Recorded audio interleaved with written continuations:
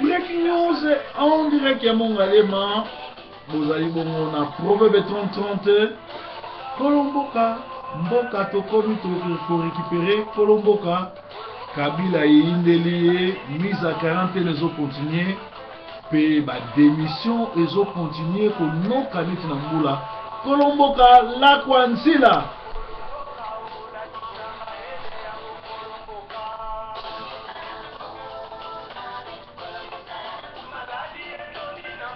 Maladi na mboka Congolais akoma kokufa lokola soso. Problème tout wana na Congo ya kolia kolata komela eza moto moko ezali Kabila to benga na Kabila to copier makambo zoleka na Burkina Faso. Population et bengani ba génocidaire et bengani général oyo asali coup d'état pe bazongisi pouvoir et pas ya moto population lingaza la président.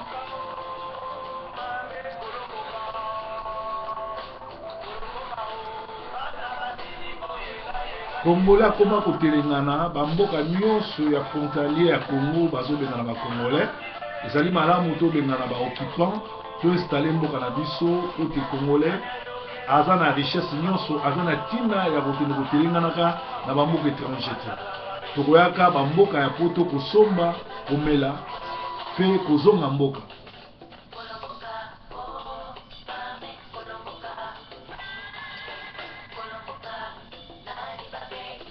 Nani babengi Kolomboka ezali oyo azara na souci kaka moko ya kobengana ba occupant mais ezali te oyo ayaka na ba guerre tribale oyo ayaka na kokabola oyo ayaka na kikolabo to kitraite. Kolomboka la kwanzila merci mingi eza ya koyinda na masolo ya Congo ndenge tolobaki bobo meseni bozali bongo en direct ya breaking news. Vous allez kolanda proverbe 30-30 ba sango ya Congo. Alors ba sango tozana mona mesa Congolais moko te ameka kokota na armée ya Rwandais Kabila parce que azo ko enrôler ba jeune Congolais pour asida na bango asisa komema bango koboma bango. Alors avant Kima alingi nano a éliminer ndambo ba Congolais oyo batika ya ko éliminer. Le G7 promet une session houleuse à l'Assemblée nationale. 80 de ses députés affronteront le PPRD au Palais du Peuple. Donc, le groupe G7, pour l'Assemblée nationale, vous allez très houleux parce que 80%, il y a 80 députés, ils allaient bon à G7, tous les députés, il y a opposition. Bazo monanate bazo kanate soni kangi bango pour bangai ko sangana banga ba sakana na peuple nzambe azuma ka manger bino vous avez ko sabino que vous avez ko sabso que vous en opposition mais bato ya PPRD ba komi ko démissionner bato ya PPRD bazo kima bino bato bolobi vous en opposition vous salate lo mo côté to kangi bino ba démission eza pona ko isoler Kabila. Ministre de l'Intérieur et de décentralisation et affaires coutumières Juvenal Kitungwa na ministre Sama Lokonde pe balongwe kokamwa ezali preuve akolakisa Kabila ke azali kozala na ba Congolais batikala ko porter na KRT batikala jamais kolinga ye bazalaki ka kozwa mbongo mais leur conscience esali bamoni ke fu batika ye parce que bakei batiki ye parce que bayebi Kabila histoire na ye esili kosila biliaki ye bikoki. Tozali susu na basango tozali ngo IDPS SK divorce et salami déjà entre Mavungu na Chilombo Félix to éviter parce que ba déballage pe ba scandale na ba eza en perspective, c'est-à-dire déballage pe scandale en perspective. Donc mikolizoya boromona ba scandale boromona ba déballage oyo ezo salama na IDPS eza soni makambo boyo esalama na ngonga oyo bato bazozwa tourner mususu na ngonga oyo bato babengi Titanic ezodinda ole bino oyo bozali parti ya liboso ya mboka bolakisa ke boza kote ya peuple bozwa décision bobimisa peuple tobenga na Kabila boyesu na distraction moko ya makasi mais toyebi pourquoi bozosala bongo toyebi eloko ni tosala bino tosila na Kabila ba jeune bino wana ekosila pe boko te na pe boko lapa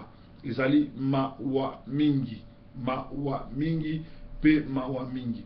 Alors tolobi susu na basango mboka débellage ezosala makala mingi te na basango mboka. Basango ya Congo toujours toza nango bayebisi biso ke Vital Kamerhe les Rwandais Nyagizengi azali candidat ya PPRD pour na 2016. Comment soi-disant opposition ou na Kinshasa ezo composé na mutu o azali candidat ya PPRD na 2016. Yango bozomona na ngonga oyo mai ezo ningana mupepe ezo ningana na Burkina Faso, na ngonga oyo opposition ya Burkina Faso eza na balabala, opposition ya Congo eza kolala, opposition ya Congo ezolia, ezomela, ezolala na ba oreiller nango olie eza na balabala pona kobengana Kabila. Entre-temps, Herman Cohen a expliqué que la CPI et la justice américaine attendent Joseph Kabila et Kagame après la fin de leur mandat pour les crimes commis contre l'humanité. Donc, CPI na tribunal américain, Sobotali na Front pour la libération totale du Congo, tout na les amis de Didier Formé, tout na les amis de Sentinelle, beaucoup de monde ba déclaration il y a justice américaine bah comme qu'on s'est préparé déjà ndeni ba okanga Kabila ndeni ba juger Kabila na Kagame sur les crimes commis contre l'humanité. Alors toloba qui était na Burkina Faso tomoni opposition tomoni parti civil tomoni population ndenge bimi libanda et bengani des dictateurs et bengani na Kampaoré et ko bengana susu colonel Diadéré ou général Diadéré ou ami à Kampaoré ba bengani bango bazaki na arme te bazaki na eloko te ba bengani dictateur siko bazo bengani kaka na ba soulèvement populaire. Mais la biso na Congo opposition na biso ezali bongo kokosama na Vital Kamerhe o azali candidat ya PPRD à 2016 ezali makambo oyo ezolobama ngana koyi kolobango te ngana koyi kokosa bino te zela na tila bino élément boyo ka bino moko oyo Kamerhe muto azoloba nani Francis Kalombo muto azoloba Kalombo boyebi bien que azali moto na bango boyebi bien que aliaka na bango boyebi bien que makambo ebele ndeko wana alobaka akosaka te alobaka makambo solo mais bino olebo comprendre masolo ndenge yali bozomona lokola ba aventure. Donc oyo ndeko oyo alobi ezali makambo ya solo ke Francis Kalombo alobi ke Kamerhe azali bon candidat ya PPRD ngana koloba te tolanda makambo oyo Francis Kalombo azoloba. Tout ce qu'il a posé comme acte qui témoigne qu'il est de la majorité qui travaille pour Joseph Kabila. C'est le dauphin désigné de Joseph Kabila. Et moi je suis tranquille, je ne serais pas surpris que Vital Kamerhe soit élu avec notre appui, bien sûr, en 2016, comme président de la République. Ça me révélateur. Oui, mais ça ne me gênerait pas, puisque nous allons, le moment venu, nous allons voir. Mais jusque-là, il fait partie des choix pour être notre candidat aux élections en 2016. Ça, c'est pas un problème, ça. Vital Kamerhe est kabiliste dans le sang. Il ne pourra pas changer. La preuve, il n'a jamais critiqué Joseph Kabila. Il ne le fera pas, jamais quiconque a défi. Et la preuve, il n'a jamais cherché à fragiliser Joseph Kabila. Si vraiment il haïssait le président de la République, il allait retirer sa candidature en 2011, permettre à Etienne Tshisekedi de gagner les élections. Et d'ailleurs, la magie de Kamerhe, c'est d'entraîner même le fils de Tshisekedi pour diviser l'UDPS. Et il a entraîné, il l'a amené, l'accompagné à la Cour suprême pour déposer sa requête. Donc là que ces problèmes sont résolus par l'armée, et ils n'ont plus de problème. En ce moment-là, nous sommes pendant cette période transitoire entre mourir politiquement et créer quelque chose, mais voilà, là où ils se retrouvent. Donc ce ne sont pas des hommes politiques dignes d'être des hommes politiques. Le Congo est sauvé par Joseph Kabila, le commandant suprême. Là, le Congo est détruit par Kabila et non sauvé par Kabila. Nos militaires sont tombés sur le champ de bataille. Nous avons des blessés. Le respect, avec un minimum de respect de ceux-là, je pense qu'ils ne devaient pas dire sauvons le Congo est sauvé. Ce qu'ils cherchent, eux, c'est sauver les M23. Mais quand vous discutez avec eux, en dehors de sauver les M23, ils veulent tuer l'UDPS. Parce qu'ils pensent qu'ils doivent récupérer toutes ces places. C'est comme ça que vous avez vu les Fayoulou, les Steve aller fréquenter l'UDPS pour se dire voilà, nous sommes avec les gens de l'UDPS, leurs militants. Parce qu'ils n'ont pas de base. Donc vous n'allez pas me dire que Steve s'ils n'avaient pas les Mouniéré, ils allaient être élus dans cette ville. Et donc, sans Mouniéré, ils n'allaient pas. Donc leur objectif, c'est celui-là. C'est sûr, c'est ce qu'il faut... Oui. Et maintenant, et puis l'IDPS, pour leur existence, ils vont sauver quoi? Le Congo est déjà sauvé par Joseph Kabila. Mensonge.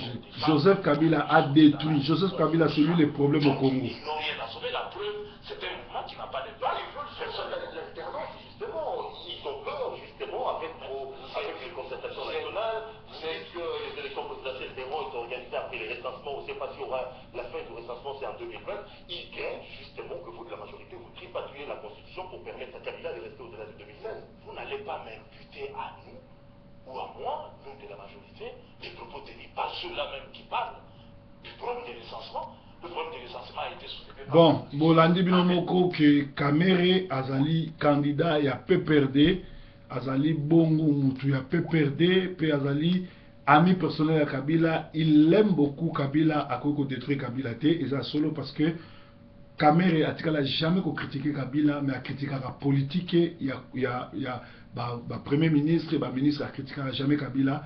Preuve, il y a livre là comment qui voici les raisons pourquoi j'aime Joseph Kabila. Je crois lobby ou après-demain, na kolitang la binostré, bon mon ke makamunyo surtout oyo ndeko Kalombo lobby, et ça solo parce que Kamere azali candidat ya PPRD en 2016. Alors ba Congolais nyonso o balanda Kamere, Congolais nyonso sipota Kamere azali bongo très azali bongo mutumabe, et puis na kobet la bino masolo ya makambo koya mikolo koya le vendredi prochain bokolandango bokozala vraiment édifié dans la besoin de Congo. Alors tout l'objet Nathan oyo opposition ya Burkina Faso na population ba bengani des dictateurs. Opposition en Congo entraînée par Vital Kamerhe, l'ami personnel de Kabila, puis candidat ya PPRD en 2016 à la présidence.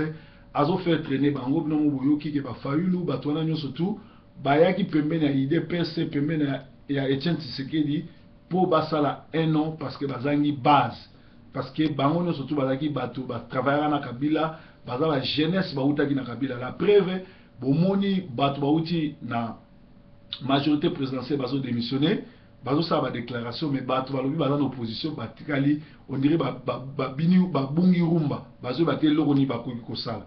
Moki a dit qu'ils sont menacés, mais c'est Mokia, mon cher ami, vous êtes menacés parce que vous traînez trop et vous êtes en train de traîner à chasser Kabila, vous lui laissez le temps. Vous avez vu, l'opposition burkinabé n'a pas laissé le temps aux dictateurs. Les dictateurs, on ne les laisse pas les champs, le temps aussi, parce que bino, vous autres qui la dictateur temps, vous autres qui la bango temps, alors vous autres traînez na Kabila, et c'est que Makabozo les Burkina Faso, ils ont enseigné bino pas. Ce qui se passe au Burkina Faso ne vous enseigne-t-il pas? Ne jouez pas avec un criminel. Il faut chasser les criminels. On ne laisse pas le temps aux criminels parce que tant que les criminels, ils ont permettre à s'organiser. À comme Makasi, P. A. Beta de Soussou, Batutala, Makamon, Ezo Salama. Alors, Sangotoza Nango, toujours, il y a Congo. Le maréchal Nekongo na Manchester azana studio abenga kinga azosala banzembo ya révolution pe banzembo na bokolandango exclusivité awa na breaking news ekozala pona esengo na bino. Donc tolobi toke bana Kamere mutu nyonso tu o azolinga Kabere de près ou de loin ay bango kana na ba problème na ba congolais parce que toyebi la plupart ba balanda Kamere so aza rwandete azali bongo nchore balesa kindoki banda bo mwana yango bazolanda bato bazoboma ba congolais. Canada ezoko senga Kagame na Kabila bazala arrêté pe ba sambisa bango sur leurs crimes contre l'humanité. Alors eza mawamingi kokamwa ezali mawamingi na makambuzo leka na nyonso tout. Sama Lokonde s'en va, cela prouve que Joseph Kabila n'a jamais été aimé par les Congolais et que tous ces gens-là qui les suivaient pour l'argent du Congo pour les flatter, ont compris que ça se passe très mal, il faut qu'ils partent. Alors, Ndeko Nangai, Naza, en direct à Breaking News, Ndeko Zobenga Boye, en direct Sangoni. Te yo pe saka information aux anango po le Robenga Naza déjà en direct à Breaking News. Et donc ça, Salon Edo Kati. Ah.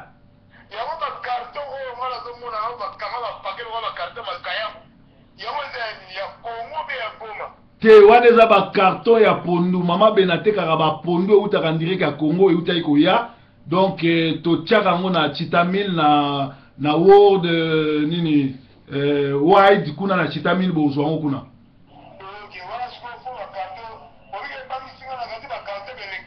te wana ba carton ya pondu mama e uti Congo po bato batunaki mingi ke ba pondu eyete pondu eseye pondu amabele allo pondo se omoni ba pasta mususu le ba sala ka musala ba ko saka batu ba faux prophétie ko landa ba tabanda biso travail do buki au travail to travail ba carte to tekaka pondu to tekaka to pesa ka pa crédit net yo déjà ndongo bengi boye 3 DG ko yelo na pale OK c'est bon wala ba so na pale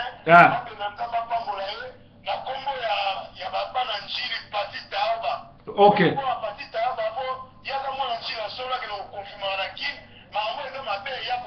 moi grand sapeur à Manchester long la biso soni pati sa taaba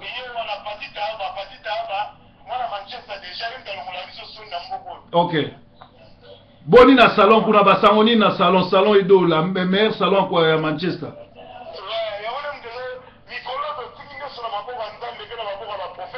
likamote edo merci mingi vraiment OK OK c'est bon à suivre merci.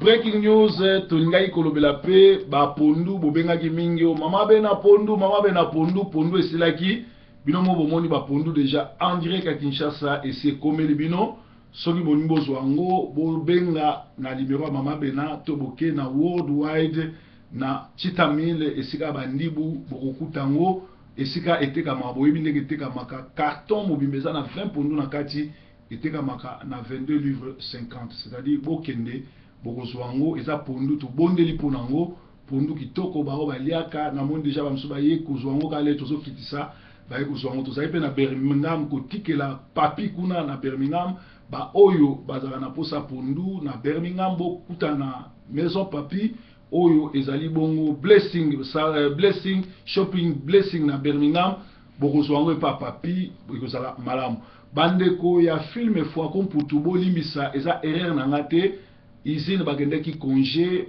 bauti kozonga je crois na fin du mois oyo bokozwa déjà fois comme pour tout première partie et vous allez 2 heures du temps prix échangé parce que ça 2 heures du temps et vous allez 5 livres ceux qui oza na posta nango okozwango na ba shop to benga bino pe to yebsa bino donc pondu ya mama benese komi bo benga ye po na kozwa pondu na bino tozonga ni masolo ya Congo to lobaki ete Canada ezosenga bakanga Kagame pe bakanga Kabila ba juger bango po na ba crime na bango. Gabriel Mokia a sali vidéo à lui bazo menacer bango na Kabila mais Gabriel Mokia so bazo menacer bino parce que bino caméra zo ko sabino caméra zali candidat ya PPRD ya 2016 c'est-à-dire ami personnel Kabila azoko sabino bo sala politique na ye ya ko umisa Kabila makambo ezo sama na Burkina Faso fo ete ya bino bo copiango parce que n'est pas so biso tozo discuter tout ça va discussion il y a parti il y a nini Burkina Faso si ba bengani des dictateurs bino boza en opposition ndé fallait bo bimisa population na soulèvement populaire pour na bengana Kabila lokola bozo traîner do bino batu bozo pesaye chance wana. Breaking news ezalaka basango ya Congo na banda kuna bino to si sakango jamais sans tolobela religion to ngai tolobake félicitations na ba marche ezo salama na Zurich na Bruxelles, na Paris, mais vous remarquez que na Manchester, Angleterre, Londres, UK, et au moins pourquoi Paris, Bruxelles, na ba ville mususu, ezali ko ça ba marche, mais London, ba bastion ya combat, eza malili bat balali kimia, ba collabo, lokola sakayonsa, lokolo gisu pour membre ya Jean il y a CNS donc Jean Oyo il y a ANR donc baza ba collabo ba comment tala makamune tozole na nini na ngembo Ogi Supu azali agent ANR Ogi Supu azali kobimana mwasi Élysée pasteur na ye pe bienvenue songi na Mario Kikwata leki na ye ba sombaki bango na ba service à NRP ambassade à RDC o ezana mama moko ya bandundu ataba kuna grand collabo o ya bimisi mbongo ebele apesi ba pasteur wana balekaki na ba TV ko kumisa Kabila ba télévision ko kumisa Kabila ko lakisa makambo na Congo ko finga ba congolais ko finga biso to ba vérité parce que ba sombaki na ba combattant mususu oyo bazali sans position o balinga Congo te. Alors lelo oyo nangonga oyo batu mokili mo mebimi bozomona ke Angleterre batu bazobima te batu bavandi kimia parce que ça na ba quelques pasteurs oyo bazwaki mbongo ya aner basombi bango. Est-ce que vous pouvez imaginer que makambu oyo banda na banda ko dénoncer yango kala naza contre très mon côté ni contre un pasteur collabo mais nazo éveiller population net Néhémie na Ezekiel basalaka na époque na bango ba salaka na tana bango ogi abimaka na mwasi ya pasteur na ye oyo tobengi na kombo ya Élysée et Nicole Soupo yebi yango parce que pasteur Élysée abengisaki bango avant ça bango réunion alobi mwasi nanga tina ko bota na kapi kadi na ko bota na kadi na mbandaka kuna na infield ezali po kadi aza camarade mwasi nanga betelaki masolo nyonso na recordango tala makambo za ko sona mwasi nanga ayeba itenga nazoka Nicole azalaki présent ba membre mususu ya mangembo ayi présent ogi akoma ko bimana mwasi ya Élysée et mwasi ya Élysée akoma ko nyoko l'Élysée ko lalise na salon ko lambele ba frites parfois 2 jours 3 jours azo pumele bilo rolia tout simplement pour akoma ko bimana patron ya Élysée ogi tango Élysée le bible renengo le binga na sumuki na longo na église pasteur pas sumuki pour bimana mwasi nanga Nicole Soupo kwa yaki kambaki ambulance mtaya kozwaye siko na mangembo ekauki bato tuba yebi yango siko ogi azoluka kokosa yango mona ya bengaki mutu moko akosa ke Élysée akena kin boyna boy et pourtant yende mutu abotoli Élysée mwasi biloko wana ezosama na Manchester ezosama na Angleterre bino boyebi makambo wana nyonso tu. Alors makambo wana bato mangembo ya Londres bo vandisa ogi Soupo akoyi ko tel soute pour akoma ko bimana mwasi Élysée bino tu boyebi yango Nicole Soupo ayebi yango siko Nicole Soupo na place a telema lokole eza ligable na bango eza place bali ya mbongo amelingenge mena motema zo souffrir suka nango leka ozwa cancer to awa osala arrêt cardiaque bokandi ko luka nani bandoki mais église ekoko tambola bongo te yo pasteur ozobima na ba fille église ozobima na basa batu ti oyo ko botola Élysée mwasi na ye pe bino ba diacre bino bakambi ya mangembo boyebi yango bo lingi ko bomba leo pe Jean-Claude ayo ba makambo wana yango monaki Jean-Claude abimaki na mangembo po ya ko comprendre que à part makambo na bango ko pumbwa na butu ya Kincho bazali batimo bazo salaka ba aventure nasina lobali kamwana lelo essayé bani ezali kuna na binomo boyebi ndengeni ezo salama ndema soki Élysée asalaki makasi te asalaki crise cardiaque akufi bolinga ko pesa ko liwana bolinga bo sepela liwana e to bolinga bo ba ndoko ne ba bomiye nzoka Élysée à travers na Soupo ogi nzoka bimaka na mwasi ya collaborateur na ye bandimi ya Nunes Marie de nuit bakomi ko témoigner kindoki eza kuna faute eza angate faute ezali ya bango moko na pekisaka bango nazara na jamais na problème na Nunes mais na pesaka ba conseil ayoka ngate natika ye pa pesanga ba conseil na époque au moins na ngaza na yate nenga na bana Liverpool Nunes apesanga ba conseil na silikate na yokela bango donc ngape na ngongole na moni ya linga koya nazo pesa e conseil makambo azo saleza mabe et surtout bango basimbi soloka tala Aaron na bana Aaron basimbaki fait étranger ba yokotsa mon église botanga na Bible bomona ke fait étranger wana moto ya Nzambe kitaki ebomaki bango okosalela Nzambe te na kindoki bandeko oyo bakoti basimbikisi bazosalela Nzambe na kindoki preuve bomoni ndenge nini TV ya France et bimisi bango na poisa pe bomoni misala na bango nangongo biso tozosala ba business bango basala kate loko mote ba vanda bazelaka boya na mabonza boya na badim soko yena ngote bakomi ko lakelo mabe pourtant biso tozosala tozofuta ba taxe tozofuta biloko boye to déclarer misala na biso to ngaso ko sala pa minelete to créer ba business na biso moko mais bango musala na bango ba croiser les bras ba fainéant ba kontaka na mbongo ya bato mosusu na basi ya bato mosusu yango tozotelemela bango. Donc ezali mawa mingi bino nde nanu boyoka mongongo ya Nzambe te. Bandimi ya Nunes na bayoka mongongo ya Nzambe te, bandimi ebele pe na bayoka mongongo ya Nzambe te. Chantal mwasi ya Odon oyo na Londres akima ye. Siko ayebisa bino kombo ya pasteur nini oyo abomi libala na ye na mobali oyo akina obala na Kinshasa. Siko Chantal mwasi Odon akoma lisuko bima na pasteur mususu na Londres. Ye moko Chantal ayebisa bino kombo mobali wana. Et tant likambo wana ko bima lelo bolobi so proverbe alobaka proverbe mais na Londres boyebi yango ba pasteur ebele boyebi yango ba pasteur John Mbala bolobaka vérité po boyebi masolo oyo. Bolobaka ke vérité proverbe alobaka vérité boyebi makambo ezoleka mais bovandi kimia bozotika makambo kana maboko na ngamo. Eza na babuzo bezoleka na l'église, eza na buzo bezoleka na Chantal wana azalaki mama mokambi ya ba pasteur batebele bakomba pasteur lelo. Koma akoyi kozana mobali na ndako abima suna pasteur mususu. Bandimi bayebi yango batu pe bayebi yango l'état yebi yango police même ayebi yango akomaki même na niveau asala mabe pona pasteur wana boyebi yango bozo bombango. Donc makambo le temps proverbe ya koloba o proverbe alobaka o proverbe akosela makambo ngana kosela makambo te bino moko bobenga nga po boyebi ke ezali mission Nzambe apesinga na zonga bino na nzela na kumisi Nzambe ezana pasteur mo mikolo auto benga nga o mutu na Nzambe pesanga compte na yo nazotia 100 livres pour na reconnaître que osunginga mingi na makambo zo sala soki ozaki te mbenga na bungi nzela.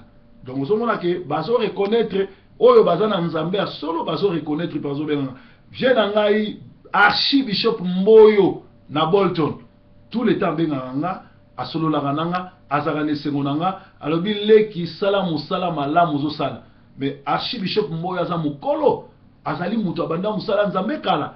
Soki na nazo sala bere pona ni abenga nga encourager nga c'est parce que ayebi ke makambo na salaka eza biblique. Donc bino so boyebi bible te bovanda na bino kimia po Nzambe awa ko beta bino pamba likolo ya koya kotelema mosali na Nzambe.